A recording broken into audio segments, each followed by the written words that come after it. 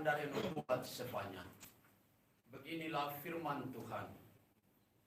Celakalah si pemberontak dan si cemar, kota yang penuh penindasan. Ia tidak mau mendengarkan teguran siapapun dan tidak memedulikan kecaman. Ia tidak percaya kepada Tuhan dan tidak menghadap Allahnya.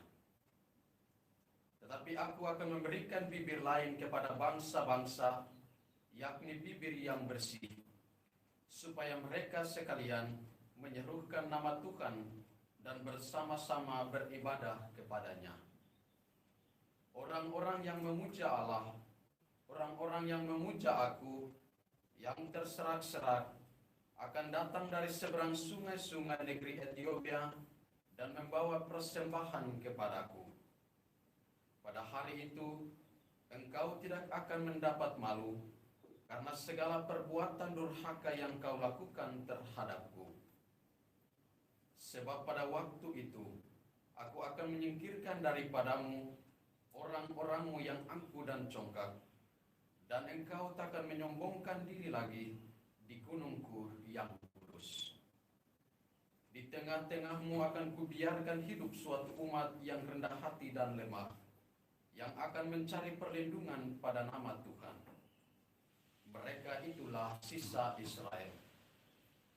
Mereka tidak akan melakukan kelaliman atau berbicara bohong. Dalam mulut mereka tidak akan terdapat lidah penipu. Sebaliknya, seperti kawanan domba, mereka akan merumput dan berbaring dengan tenang, dan tidak ada orang yang mengganggu mereka lagi. Demikianlah sabda Tuhan. Syukur kepada Allah. Tuhan bersamamu dan bersama rohmu. Inilah Injil suci menurut Matius. Dimuliakanlah Tuhan. Yesus berkata kepada para imam dan pemuka-pemuka bangsa Yahudi, bagaimana pendapatmu? Ada orang mempunyai 2 anak laki-laki. Ia pergi kepada yang sulung dan berkata, anakku, pergilah bekerja di kebun anggur hari ini. Jawab anak itu, baik Bapa. Tetapi ia tidak pergi. Lalu orang itu pergi kepada anak yang kedua dan berkata demikian juga. Dan anak itu menjawab, tidak mau. Tetapi kemudian ia menyesal, lalu pergi juga. Siapakah di antara kedua orang itu yang melakukan kehendak ayahnya? Jawab mereka, yang kedua. Maka berkatalah Yesus kepada mereka, aku berkata kepadamu, sesungguhnya pemungut-pemungut cukai dan pelacur-pelacur akan mendahului kalian masuk ke dalam kerajaan Allah. Sebab Yohanes Pembaptis datang menunjukkan jalan kebenaran kepada kalian, dan kalian tidak percaya kepadanya. Dan meskipun kalian melihatnya, namun kemudian kalian tidak menyesal, dan kalian tidak juga percaya kepadanya. Demikianlah sabda Tuhan. Terpujilah Kristus.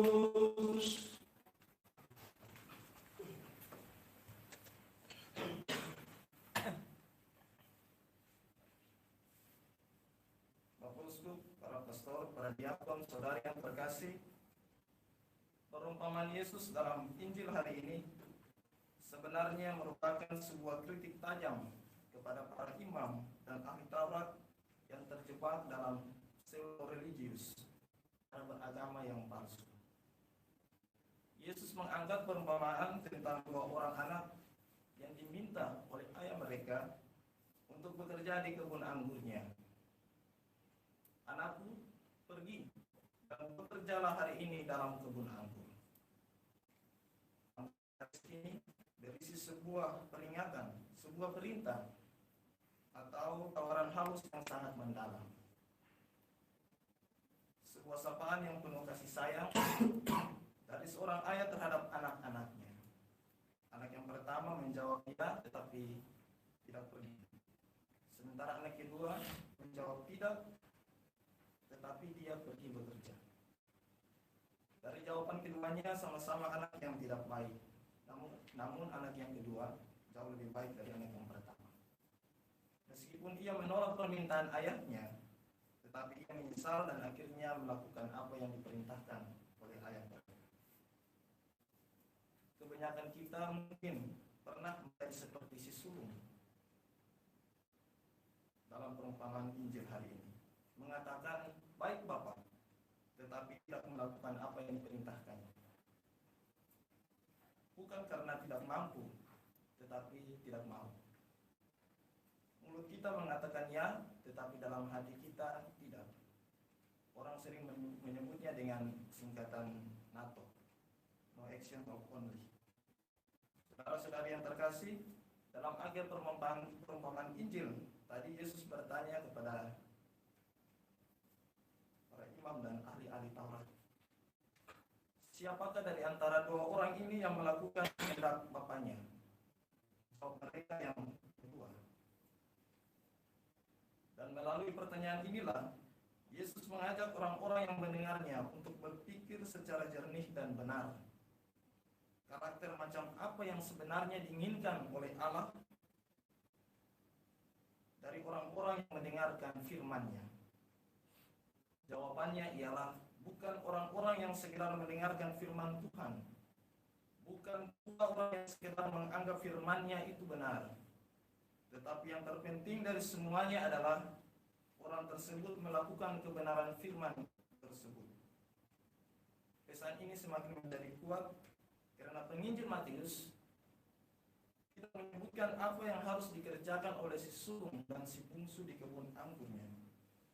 Yang terpenting adalah apakah mereka melakukan apa yang diperintahkan oleh mereka atau tidak. Taat kepada perintah dan bukan pada jenis pekerjaannya.